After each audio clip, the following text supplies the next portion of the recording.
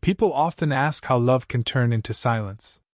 How someone can leave home with a suitcase full of hope and slowly disappear, not in a dramatic way, but quietly, almost politely, until one day the world realizes something is terribly wrong. This story begins with a question that still unsettles investigators and families alike. How does a woman walk into luxury, security, and promises of forever, and leave behind only a fragment of herself? When Maria arrived in Dubai, she believed she was stepping into a new life. She was a Filipina in her late 20s, raised in a close-knit family where sacrifice was normal and dreaming big was necessary. Like many overseas workers, she grew up hearing that Dubai was a place where futures changed overnight. She wasn't naive, but she was hopeful. She had worked hard, saved carefully, and learned how to read people quickly. At least, she thought she had.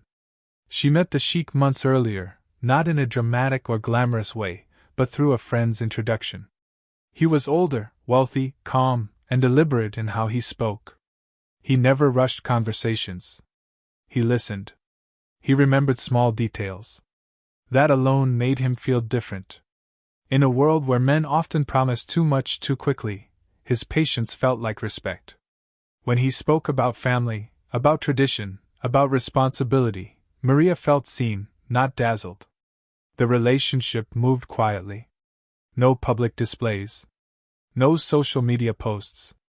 That privacy felt like protection to her.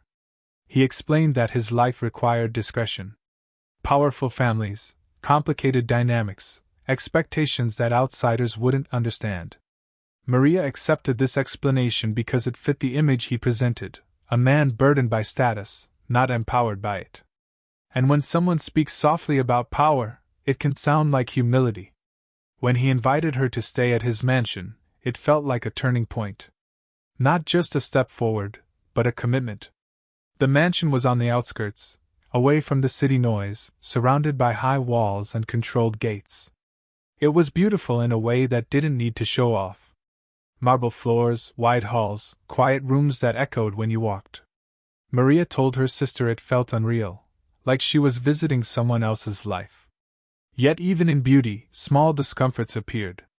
Staff members rarely spoke directly to her. Their eyes dropped quickly. Doors were always locked behind them. Phones had weak signals in certain areas. The Sheikh explained it away as security. High-profile people live differently, he said. Maria nodded, though something inside her shifted. How often do we ignore discomfort because it doesn't yet have a name? She stopped posting online. That wasn't unusual at first. She had always been private. But the silence stretched longer than expected. Messages from friends went unanswered. Calls were missed. When her family finally heard from her, she sounded tired. Not unhappy, but cautious. She spoke carefully, as if someone might be listening. She said she was safe. She said everything was fine. But safety doesn't usually need to be repeated. Psychologists often talk about denial as a form of self-protection. When reality threatens the dream we've invested in, the mind looks for reasons to stay. Maria had invested not just love, but identity. She had told people about him. She had imagined a future that justified every risk she took. Walking away would mean admitting that the signs she ignored mattered. And that's a heavy truth to face alone. The Sheikh, according to those who later spoke anonymously, had rules. Not harsh ones, but firm. Certain rooms were off limits. Certain conversations ended quickly. When Maria asked about marriage, he didn't say no. He said, "Soon." Soon is a powerful word. It keeps people waiting without realizing they are standing still. Weeks turned into months. Her family grew worried. They contacted the embassy. They contacted friends in Dubai. No one could give clear answers. The Sheikh claimed she had traveled. That she needed space. That misunderstandings were being exaggerated. His tone was calm, cooperative, almost convincing. When authority hears confidence, it often assumes truth. Then came the discovery. Not of a missing person, but of remains. Months later, far from the mansion, workers found a human head in a remote area. There were no documents. No clothes. Just the unmistakable reality that someone had been erased piece by piece. Forensic teams worked quietly, methodically. When the identification came back, it confirmed what Maria's family had been dreading but couldn't say out loud. How does a human life become reduced to evidence? How does love turn into an investigation? These questions haunted everyone involved. The mansion was searched. Staff were questioned. Records were reviewed. But walls that protect wealth are often built thicker than walls that protect truth. Those who knew Maria replayed every conversation. Every pause. Every strange tone in her voice. Guilt surfaced in waves. Why didn't we push harder? Why did we accept her reassurance? But hindsight is cruel. It assumes clarity where there was confusion and fear. What remains most disturbing is not just what happened, but how quietly it unfolded. No screams heard. No alarms triggered. Just gradual isolation, controlled narratives, and a system that struggled to see danger until it was irreversible. The mind wants to believe monsters are obvious. That evil announces itself. But more often it whispers. As this story continues to unfold through testimonies, records, and unanswered questions, it forces us to sit with discomfort. To examine how power shapes relationships. How silence can be engineered. And how easily concern can be dismissed when wrapped in confidence. If you're still listening, take a moment to reflect. About the people who reassure us while slowly disappearing. About the signs we explain away because the truth feels too heavy. This story isn't finished speaking yet, and neither are the questions it leaves behind. Sometimes, staying with the discomfort is the only way truth finds its voice. When investigators confirmed the identity, the question was no longer whether Maria was gone, but how she had been made to vanish so completely. In many crimes, the moment of discovery brings clarity. In this case, it brought only deeper confusion. A head found months later tells a very specific story. It suggests time, planning, and a belief that consequences could be managed. Crimes of panic are messy. Crimes of confidence are controlled. Maria's family received the news in fragments. Officials spoke carefully, using formal language that softened nothing. Her sister later said the hardest part was not the shock, but the waiting before it. The waiting trains the mind to imagine every possible ending. When the truth finally arrives, it doesn't feel sudden. It feels heavy, like something you've been carrying without knowing it. Authorities began reconstructing Maria's last known days. Her phone records showed a gradual narrowing of communication. At first, she spoke freely with friends. Then messages became shorter. Then they stopped altogether. Psychologists who reviewed the pattern later described it as controlled isolation. It's not created by force at first, but by permission. One boundary at a time. One explanation at a time. Until silence feels normal. The Sheikh maintained that Maria had chosen distance.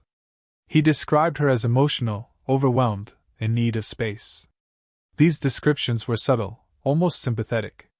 They framed him as patient, reasonable, even concerned. This is where power often hides. Not in aggression, but in narrative control. Whoever defines the story early shapes how everyone else hears it. Inside the mansion, the atmosphere had shifted during her final weeks. Staff members noticed changes but said little. In households like this, silence is not indifference, it is survival. Employment depended on obedience. Questions were dangerous. One worker later recalled hearing raised voices late at night, then doors closing, then nothing. No one called the police. In that world, calling authorities without permission could end your life in quieter ways. Investigators searched the property thoroughly. They found signs of deep cleaning in certain areas. Rugs replaced. Furniture rearranged. Rooms repainted. None of it was illegal on its own. Together, it suggested urgency. But urgency alone is not proof. And proof is what the law demands. What troubled investigators most was the timeline gap. Months had passed between Maria's disappearance and the discovery of her remains. In that time, records could be altered, locations changed, stories rehearsed. Time is the greatest ally of those who believe they are untouchable. It wears down memory, softens suspicion, and allows doubt to creep in where certainty once lived. For Maria's family, doubt was not an option. They knew her habits. They knew her fears. She would not leave without telling them. She would not disappear voluntarily. But proving what you know in your heart is different from proving it in court. Grief does not qualify as evidence. Experts began analyzing the relationship itself. Not to blame the victim, but to understand the dynamics. Maria had entered a world where love was conditional and freedom was framed as privilege. The Sheikh controlled movement, information, and access. He did not need to lock doors when the rules were already inside her head. This is how psychological captivity works. The person feels watched even when they are alone. Friends remembered moments when Maria joked about feeling too small in the mansion. At the time, it sounded like humor. Later, it sounded like truth. Large spaces can make people feel insignificant. And when someone already holds power over your future, that feeling can turn into quiet obedience. The forensic findings raised disturbing possibilities. The condition of the remains suggested deliberate separation, not accident. This was not about hiding a body in panic. This was about control, even after death. The idea that someone believed they could decide which parts of a human life deserved to be found speaks volumes about mindset. As pressure increased, the Sheikh's demeanor did not change. He cooperated when required. He smiled when cameras were near. He denied everything without anger.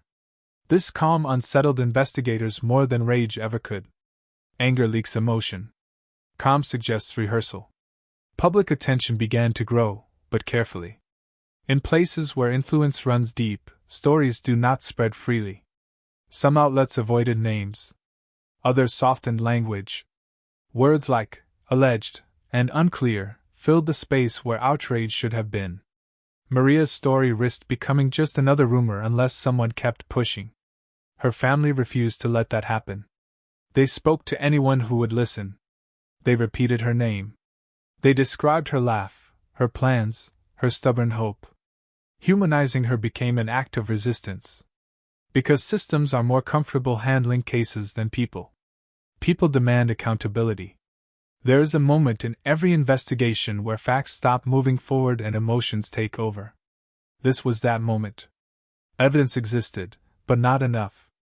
Suspicion was strong, but not conclusive. The truth felt close enough to touch, yet just out of reach. And in that space, fear grows. Fear of power. Fear of consequences. Fear that justice might never arrive. As listeners, it's tempting to ask what we would have done differently. Would we have noticed sooner? Would we have insisted harder? But these questions assume clear choices. Maria lived inside a web where every option carried risk. And those webs are often invisible until they tighten. The story pauses here not because answers are missing, but because tension is building. Because when silence lasts this long, it usually breaks in unexpected ways. And when it does, it forces everyone involved to confront what they allowed themselves not to see. Stay with this story. Sit with the discomfort. The truth rarely arrives loudly, but when it comes, it changes everything. As the investigation pressed on, something uncomfortable began to surface beneath the official statements and legal language. It wasn't just about what happened to Maria. It was about how easily her absence had been absorbed by the world around her. Lives continued. Schedules moved forward. The mansion lights still turned on every night. And somewhere inside that normal routine was the quiet proof of how disposable a foreign woman could become when power decided she no longer mattered. Detectives started looking beyond the mansion, tracing movements, favors, and invisible protections. In places like Dubai, influence doesn't always leave fingerprints. It moves through phone calls, family names, and polite conversations behind closed doors. The Sheikh's background revealed layers of privilege that complicated everything. His family was respected. His wealth was old. His connections extended into business, law, and politics. No one said he was untouchable. They didn't need to. Everyone already knew. Witnesses became cautious. Some changed their statements. Others suddenly couldn't remember details they had once shared freely. Fear does that. It blurs memory. It convinces people that silence is safer than truth. One domestic worker quietly left the country weeks after giving initial testimony. Another requested anonymity so strongly that investigators could barely reach them again. These weren't coincidences. They were symptoms of pressure. Meanwhile, Maria's family felt trapped in a strange emotional limbo. They had lost her, but they hadn't been allowed to fully grieve. There was no body to bury. No final goodbye. Just an image in their minds that returned every night without warning. Her mother reportedly slept with the lights on. Her sister stopped answering the phone after dark. Trauma doesn't arrive all at once. It drips in slowly, until it fills every quiet moment. Psychologists involved in the case spoke about power imbalance violence, a type of harm that rarely looks violent at first. It begins with generosity, protection, and promises. It turns into dependence, then isolation, then fear. By the time physical harm appears, the victim is already alone. Maria hadn't been trapped by chains. She had been trapped by hope. Investigators revisited the early days of the relationship, looking for patterns that had been overlooked. They noticed how quickly Maria had adjusted her life around his schedule. How she stopped questioning decisions once she moved into the mansion. How her independence slowly faded without a clear moment of loss. These changes didn't happen overnight. They happened gently, which made them easier to accept. The Sheikh's explanation for everything remained consistent. He said Maria was unstable. That she struggled emotionally. That she misinterpreted boundaries. These claims carried weight because they fit a familiar narrative. When women disappear, society often searches their personalities for answers instead of the systems around them. Investigators had to work against that bias, reminding themselves that emotional vulnerability is not a crime, and it does not explain dismemberment. Behind the scenes, forensic experts continued their work. They analyzed soil samples. They reviewed transportation routes. They mapped distances between the mansion and where the remains were found. The picture that emerged suggested planning, not impulse. Whoever was responsible knew the area well. Knew how to move without being seen. Knew that time would erase urgency. Time, however, also brought cracks. Pressure from international media grew. Advocacy groups began asking uncomfortable questions. Why had the case moved so slowly? Why were certain details withheld? Why did cooperation seem selective? These questions didn't accuse directly, but they made silence harder to maintain. The Sheikh began limiting his appearances. His lawyers spoke more than he did. Statements became shorter, colder. The warmth that once made him seem trustworthy was gone. That shift did not go unnoticed. Investigators often say that people reveal more through what they stop doing than through what they say. One detail, small but troubling, surfaced during a financial review. Large sums of money had changed hands shortly after Maria's disappearance. Payments labeled as bonuses. Gifts. Settlements. None of it illegal on paper. But the timing raised eyebrows. Money has a way of smoothing over fear, of encouraging forgetfulness. It also leaves trails, even when disguised. Friends of Maria struggled with guilt. Some remembered conversations where she hesitated, then laughed it off. "Maybe I'm just overthinking," she had said once. That sentence haunted them. Overthinking is often how people dismiss intuition. Especially when the alternative is admitting they might be in danger. There's a reason stories like this resonate so deeply. They force us to confront uncomfortable truths about power and perception. About how easily charm can override caution. About how systems built to protect can hesitate when the accused is influential. Maria didn't disappear because no one cared. She disappeared because caring wasn't enough. As the case stretched on, the question shifted. It was no longer just, "What happened?" It became, "What will be allowed to matter?" Would evidence outweigh influence? Would persistence overcome fear? Or would this become another story where truth existed quietly, but justice never caught up? Investigators reached a point where they believed they understood the sequence of events, even if they couldn't yet prove it fully. They saw the emotional build-up, the isolation, the confrontation that likely crossed the line, and then the calculated aftermath. Understanding, however, is not the same as accountability. For Maria's family, every delay felt personal. Each unanswered email, each postponed hearing, reopened wounds. Yet they continued. Because stopping would mean letting the silence win. And silence had already taken too much. As this story continues to breathe through documents, memories, and the courage of those still willing to speak, it asks something of the listener too. To pay attention. To question calm explanations that feel too neat. To remember that behind every investigation is a human life that did not end by accident. Stay with this. Not out of curiosity alone, but out of respect. Because the truth, when it finally surfaces, often depends on who is still listening when everyone else has moved on. By the time the investigation reached its most sensitive phase, one truth had become unavoidable. This was no longer just a missing person case. It was a test of limits. Of how far influence could stretch before it snapped. Of how much silence could be bought, borrowed, or forced before it started to leak. Behind closed doors, investigators began speaking more plainly with each other. They couldn't say it publicly, but many believed Maria had died inside the mansion. The patterns pointed there. The sudden silence. The controlled environment. The timing of the renovations. The way her belongings vanished without explanation. People don't simply erase themselves from a place where every movement is recorded, guarded, and managed. If she had left freely, there would have been traces. There were none. What complicated everything was the absence of witnesses willing to stand firmly on record. Staff members knew things. That much was clear. But knowledge and testimony are not the same. Fear reshapes truth. It turns certainty into doubt, and doubt into denial. One investigator later described it as trying to hold smoke. Every time they thought they had something solid, it slipped away. The Sheikh's legal team grew more aggressive.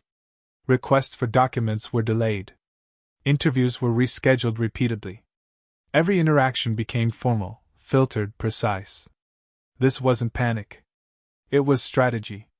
And strategy suggests preparation.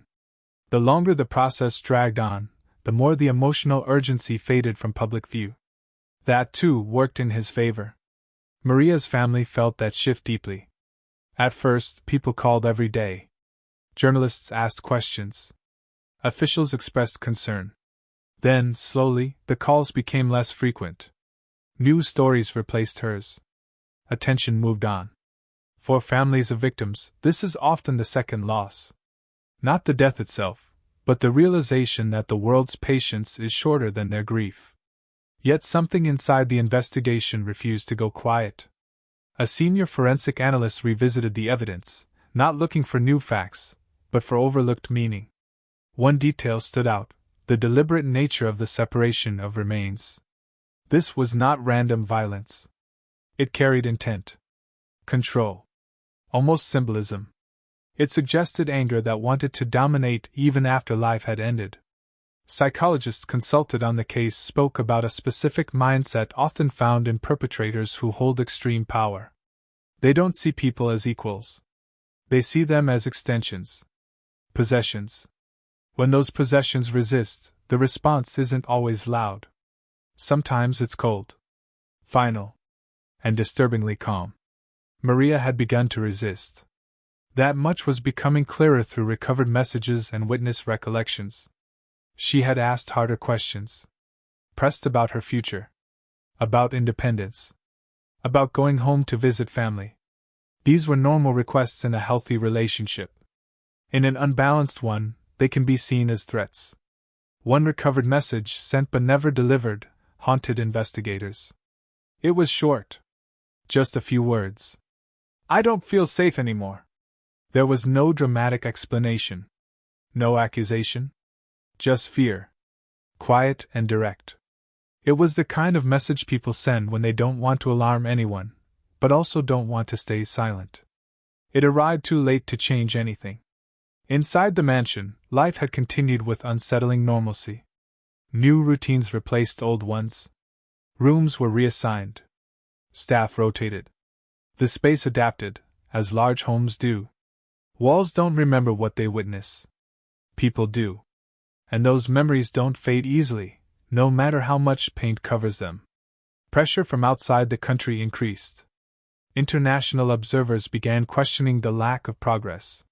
Human rights organizations raised concerns about transparency.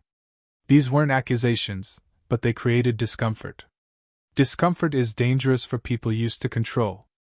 It introduces unpredictability. The Sheikh's public image began to crack.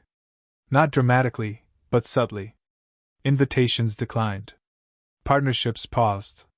Quiet distance from former allies. Power doesn't disappear overnight. It recedes when it senses risk. And risk was beginning to surface. Investigators uncovered inconsistencies in travel records. Small ones? The kind that might be dismissed individually. Together, they suggested movement during times when the Sheikh claimed to be elsewhere. Again, not proof. But patterns don't lie. They wait. For Maria's sister, hope had transformed into something sharper. Not optimism, but resolve. She spoke less about justice and more about truth. Justice depends on systems. Truth depends on persistence. She understood that even if no one was punished, the story itself mattered. Naming what happened mattered. Refusing to let Maria become a footnote mattered. There is a moment in every long investigation when the people involved realize the outcome may never be clean. No dramatic confession. No clear ending. Just fragments, conclusions, and unanswered questions. That realization can break people. Or it can harden them. In this case, it did both. Behind the scenes, prosecutors debated their options. Move forward with limited evidence and risk failure, or wait longer and risk losing momentum. Neither choice felt right. This is the part the public rarely sees.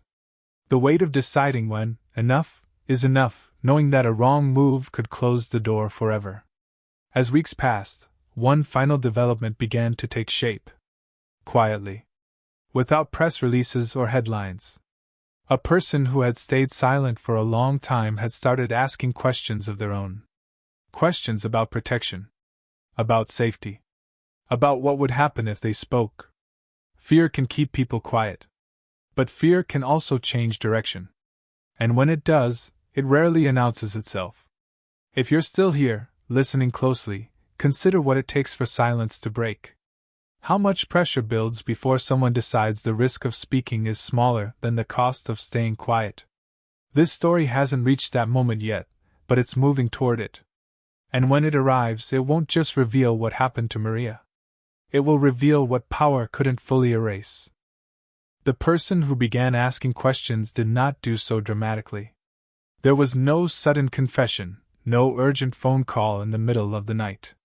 It started with hesitation. With careful distance. With a need to understand how dangerous truth could be before deciding whether to touch it. This person had lived inside the mansion's routine long enough to know where silence was enforced, and where it was merely expected. For months, fear had kept them still. Fear of losing work. Fear of retaliation. Fear of being blamed for what they had witnessed but failed to stop. That fear was not irrational. In environments shaped by power, the threat is rarely spoken. It is implied. You see what happens to those who fall out of favor, and you learn quickly how survival works. What changed was not courage, but pressure. Pressure from sleepless nights. From memories that wouldn't fade. From the realization that silence had not protected anyone. Maria was still gone. The mansion was still standing. Life had moved on for those at the top. And the weight of that imbalance became unbearable. When this person finally spoke to investigators, they did so cautiously. No names at first. No accusations. Just observations. Timelines. Sounds. Changes in routine. The investigator listening understood immediately what this was. Not testimony yet, but a door cracking open. They described the night Maria was last seen. It had been unusually tense. Voices carried farther than usual. Not shouting, but controlled anger. The kind that feels more dangerous because it doesn't explode. Doors closed harder than necessary. After that night, Maria did not appear again. Her belongings were quietly removed. Her presence erased with efficiency that felt rehearsed. The witness described being told not to ask questions. Not directly.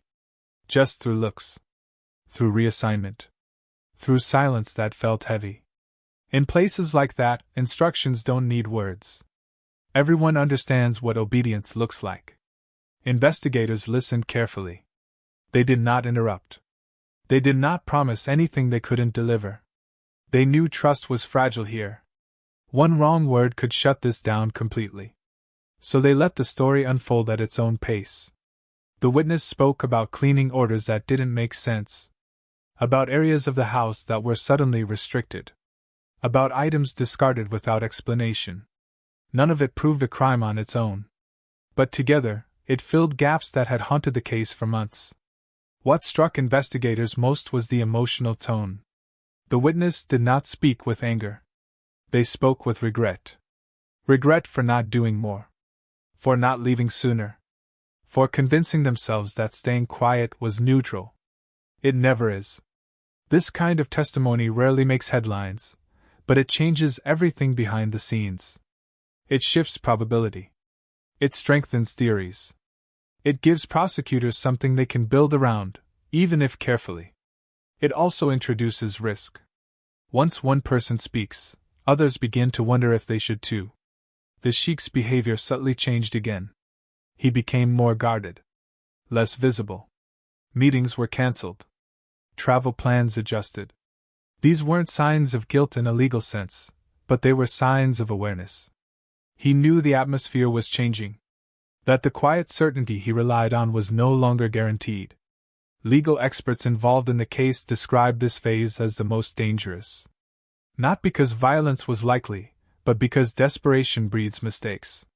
People who believe they have controlled every outcome often underestimate how fragile that control really is. One unexpected variable can unravel years of protection. Maria's family was not told about the witness immediately. Investigators feared leaks. Feared pressure. Feared the witness might retreat. When they were finally informed, the reaction was complex. Relief, yes. But also pain. Knowing that someone had seen her fear and survived with it. Her sister struggled with that knowledge. She understood the fear. She also felt the weight of what might have changed if someone had spoken sooner. These thoughts are cruel. They have no resolution. They circle endlessly, offering no peace. Psychologists explain this as survivor anger. It doesn't target the perpetrator alone. It spreads outward. To systems. To bystanders. To time itself. It's the anger of knowing that harm was preventable, but not prevented. Behind the scenes, prosecutors began reassessing their strategy. The witness's account could not stand alone. It needed corroboration. Documents. Patterns. Something tangible. The law demands more than truth. It demands proof that can survive opposition. They revisited old evidence with new eyes. Cleaning logs. Staff schedules. Security footage metadata. Not footage itself, but records of what had been deleted, overwritten, or gone missing. Absence can be evidence when it follows a pattern. They found discrepancies. Small ones. A camera that stopped recording for several hours.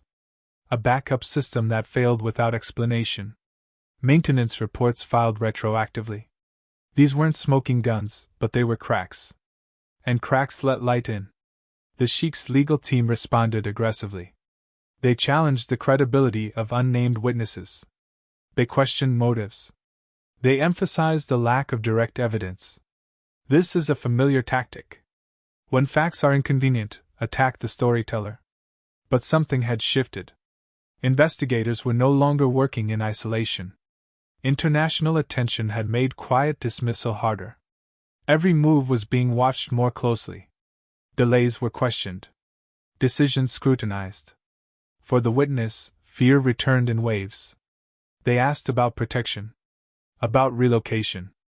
about what would happen if their name ever became public.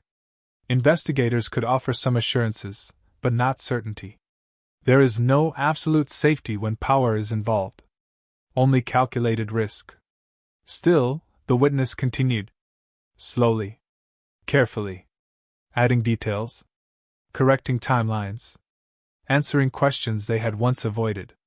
This wasn't bravery in the dramatic sense. It was endurance. The decision to keep going even when every instinct said stop. As more information came together, the story of Maria's final days became clearer. Not complete, but clearer. The tension. The resistance. The moment when her autonomy collided with someone else's need for control. That collision rarely ends quietly. What remains haunting is how ordinary it all looked from the outside. No emergency calls. No visible struggle. Just a woman growing smaller inside a world that promised her everything. Until it took everything instead. If you're listening closely, you might feel the story tightening now. Not racing forward, but narrowing. Focusing.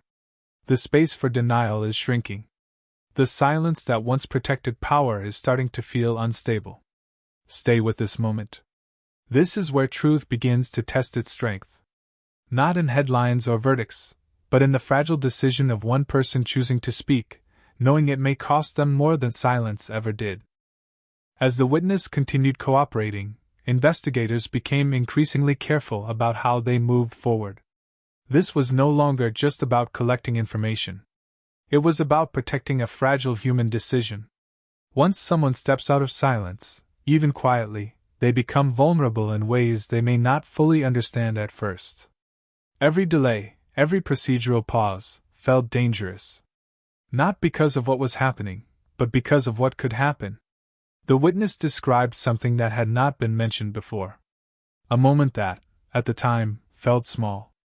Almost meaningless. On the day after Maria was last seen, a request had come down to dispose of several personal items. Not trash. Not broken things. Personal items. Clothes that still carried her scent. A phone charger. A notebook. No explanation was given. None was expected. But the urgency was unusual. These were not items you discard casually. They were pieces of a life. Investigators understood immediately what that suggested. It wasn't just removal. It was erasure. When someone removes personal objects quickly, it often means they don't want reminders. Or witnesses. Or questions. And when that removal happens before any official report, it suggests someone already knew there would be one. The witness hesitated when describing that day. Their voice reportedly slowed. They corrected themselves often. This wasn't inconsistency. It was memory struggling against fear. Trauma doesn't play back like a recording. It arrives in fragments. Smells. Images. Sensations. And speaking them out loud can feel like reliving the moment all over again. Investigators cross-checked the timeline. The disposal request matched a gap in the mansion's internal logs. A few hours where routine entries were missing. Not erased, just absent. In isolation, that might mean nothing. But absence has meaning when it aligns with disappearance. Still, the law demanded restraint. No arrests were made. No charges filed. Everything moved slowly, deliberately. The kind of slow that feels unbearable to those waiting for answers. Maria's family felt that delay as a physical ache. Each day without action felt like confirmation that power was winning. Her mother began asking a question that haunted everyone involved. If she wasn't important enough to protect, is she important enough to avenge? It wasn't an accusation. It was exhaustion. Years of watching systems prioritize procedure over pain can do that to people. Meanwhile, the Sheikh's public silence grew heavier. He no longer offered explanations. He no longer tried to appear cooperative. Lawyers spoke for him exclusively. This shift didn't go unnoticed. Silence, once used to appear dignified, now felt defensive. Controlled. Strategic. Investigators noticed another change as well. Former allies of the Sheikh began creating distance. Quietly. Invitations declined. Meetings postponed indefinitely.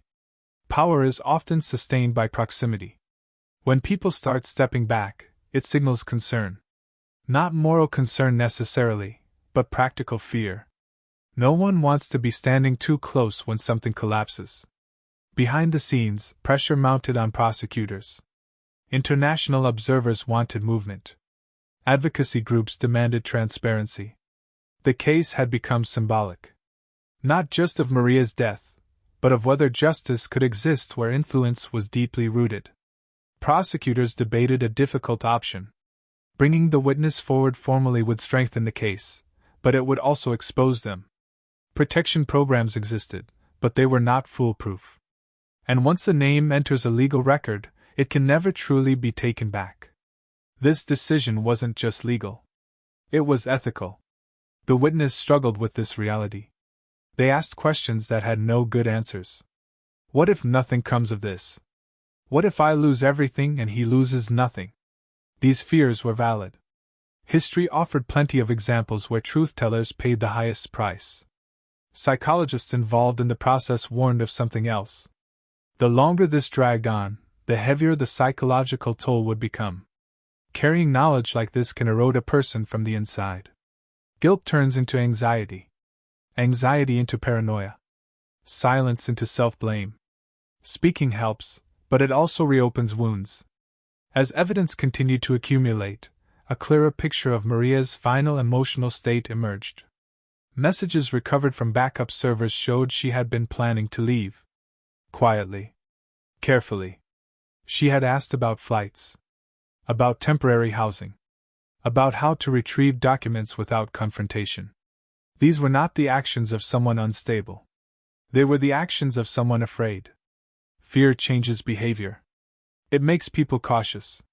It makes them plan exits instead of futures. Maria hadn't been dramatic. She hadn't threatened.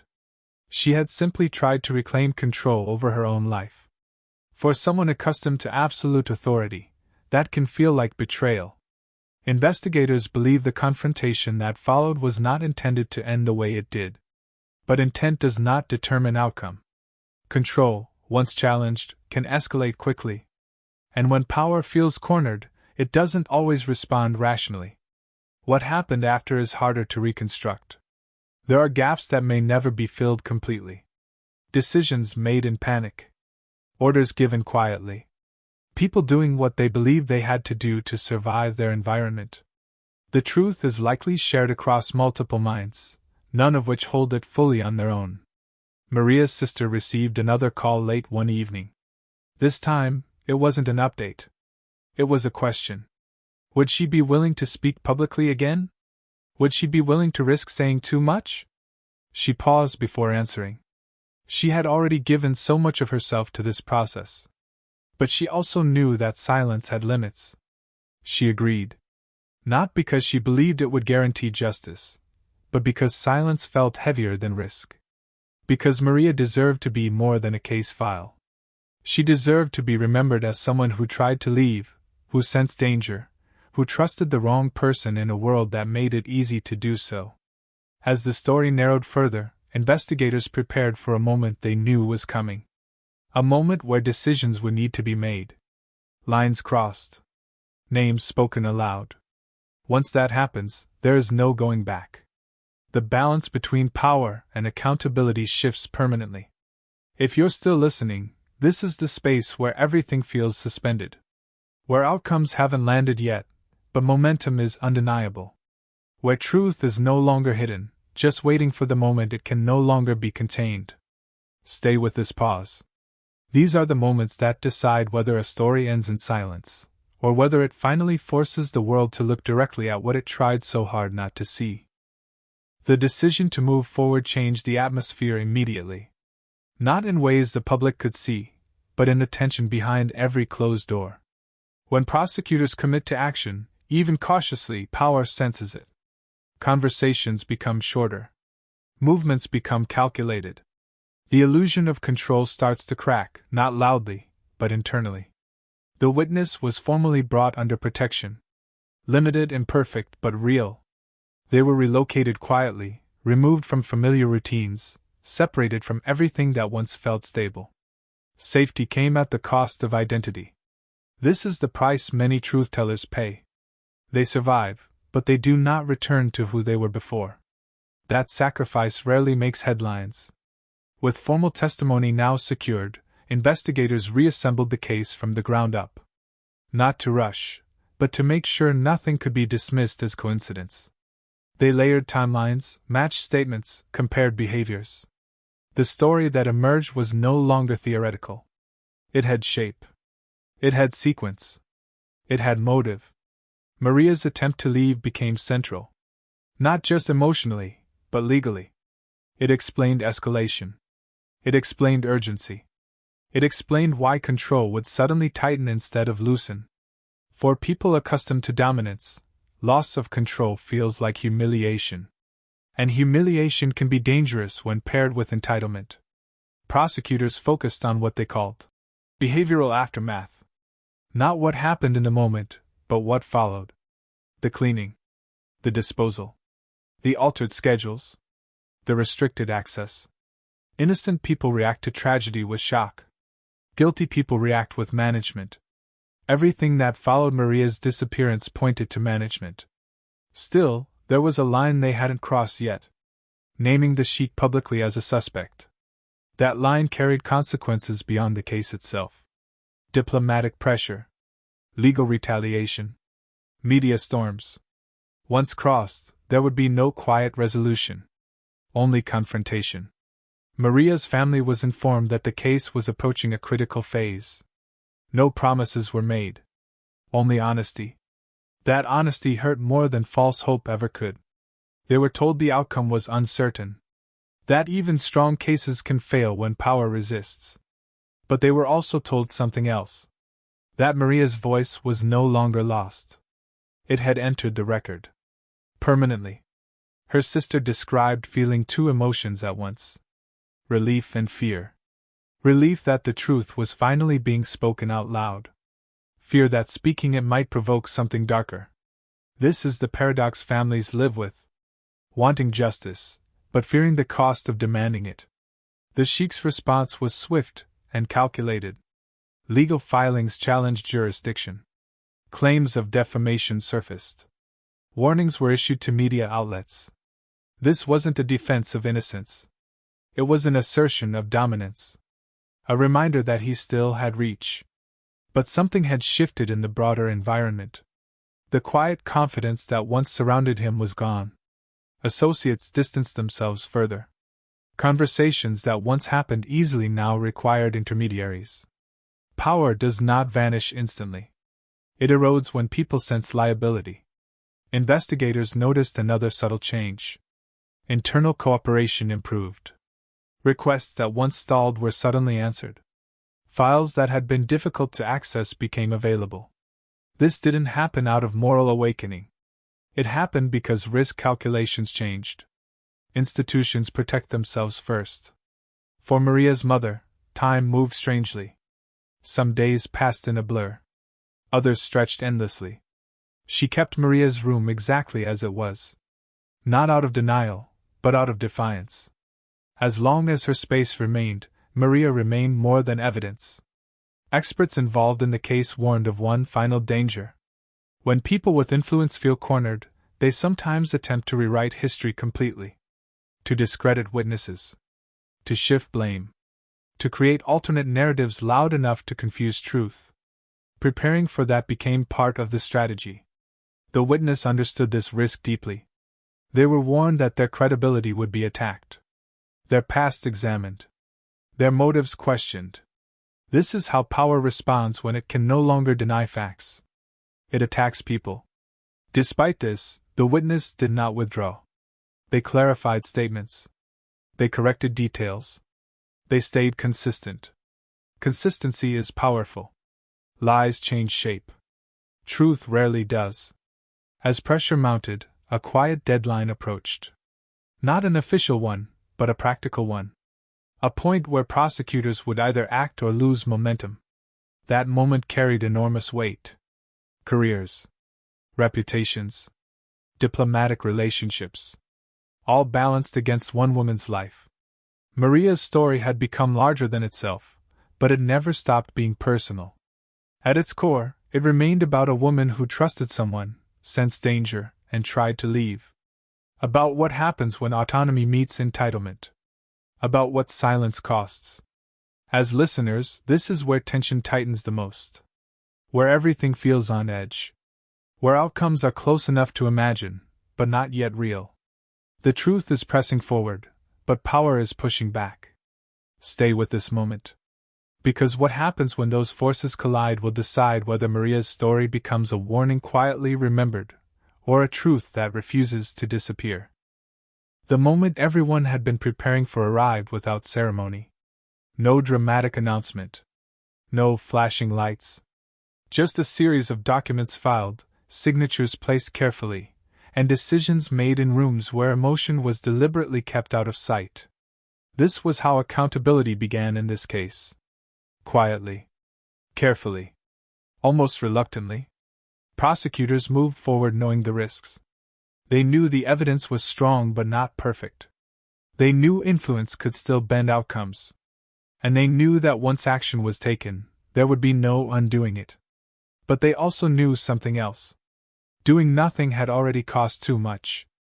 The Sheikh was formally named in the investigation in a way that could no longer be walked back. Not declared guilty. Not publicly condemned. But placed at the center of the case where he belonged. For the first time, the narrative was no longer his to control. His response was immediate, but different from before. The legal aggression remained, but something else crept in. Irritation. Frustration. The calm certainty that once defined him had thinned. Power does not like being questioned, especially by systems it assumes will protect it. Behind the scenes, negotiations began. Quiet ones. Not about guilt, but about exposure. About how much would be revealed. About how public this could become. These conversations are rarely discussed, but they shape outcomes more than trials ever do. Truth often emerges not through force, but through pressure. Maria's family watched this from a distance, emotionally exhausted. By now, their expectations had changed. They no longer dreamed of dramatic justice. They wanted acknowledgement. A clear record. Something official that said Maria existed, mattered, and was wrong. Her sister later said that grief had taught her something brutal. Closure is a myth. There is no moment where loss resolves itself. There is only learning how to carry it without letting it define every breath. Justice, when it comes, does not heal. It validates. As the case progressed, more information surfaced quietly. Not enough to shock the public, but enough to confirm what investigators had believed all along. Maria had tried to leave. She had been afraid. She had been prevented from doing so. And what followed was not an accident. No single document contained the whole truth. It existed across testimonies, patterns, behaviors, and absences. This is how many powerful crimes are proven. Not through confession, but through accumulation. One truth stacked on another until denial collapses under its own weight. The witness remained protected, but changed. They spoke of feeling lighter and heavier at the same time. Lighter for no longer carrying the secret alone. Heavier for knowing the consequences of speaking never fully end. This is the cost of truth in systems built on silence. Public reaction, when it finally came, was divided.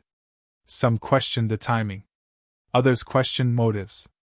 Many questioned why it had taken so long. These reactions were predictable. Society is uncomfortable with stories that expose how fragile justice can be when wealth and power are involved. But there were also quieter responses. Messages from women who recognized the signs Maria had lived with. From families who had lost someone and never received answers. From people who understood that this story wasn't about Dubai, or wealth, or status. It was about imbalance. About what happens when one person's life is treated as less valuable than another's comfort. The Sheikh's world narrowed. Not dramatically. Not publicly. But noticeably. Access reduced. Influence questioned. Invitation stopped. Power rarely falls all at once. It fades as people reassess risk. And in that fading, accountability finds space to exist. No verdict is described here because the truth of this story doesn't depend on a single legal outcome. Courts decide guilt. History decides meaning. And the meaning of Maria's story had already taken shape.